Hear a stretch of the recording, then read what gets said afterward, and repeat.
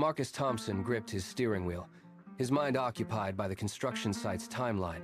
The Ohio sky was a dull, featureless gray, reflecting the routine of a man buried in work. He shifted gears, checking his watch, oblivious to the fact that his world was about to end. A flash of motion from the left. A sedan blurred through the red light at 60 miles per hour. Time slowed. Metal shrieked as steel met steel.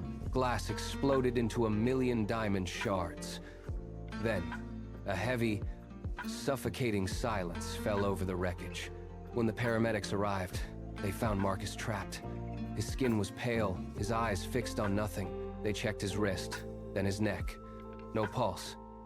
They hooked him to the monitors, but the screen showed only a flat, continuous line.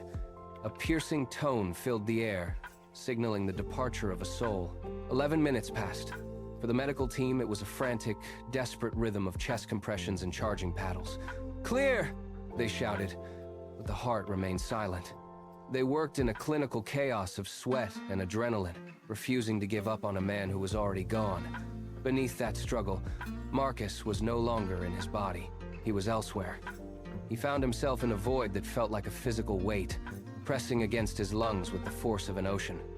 It was a darkness that breathed, a space where light had never existed, and hope was a forgotten concept. He tried to scream for help, but his throat was sealed by the thick, heavy air of that place. He was suspended in a terrifying nothingness, drifting further away from the world of the living.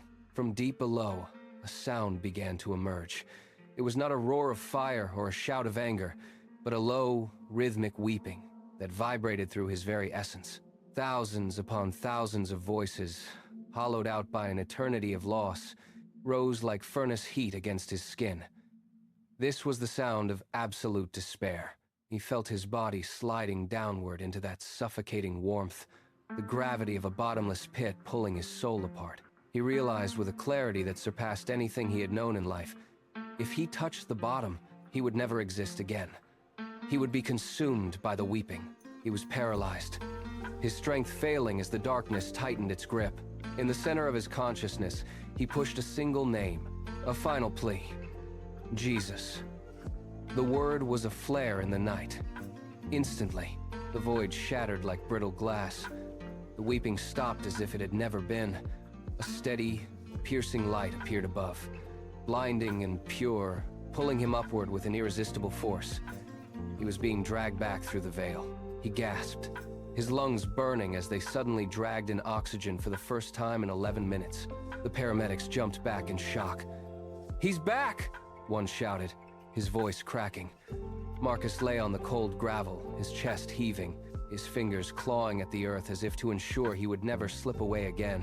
He was alive, but the man who died in that car was not the man who woke up.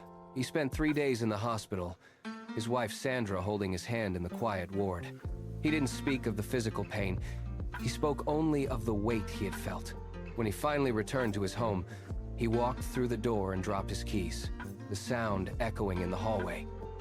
He looked at his wife, then his children, and began to weep. The walls he had built for years, the pride, the distance, the anger collapsed in that moment. The drinking stopped that night. The temper that had defined him vanished. He started attending the local chapel, not out of habit or routine, but as a man who had seen the alternative and survived. Now, Marcus sits in back alley garages and quiet break rooms with men who carry calloused hands and closed hearts. He leans forward, his voice steady and haunting. He tells them about those 11 minutes. He tells them about the weeping in the dark. He tells them that the darkness is real, but the light is infinitely stronger. He looks them in the eye and says, "I know what is waiting. You still have time. Do not waste it." He is not a preacher. He is a man who went to the edge and saw the drop.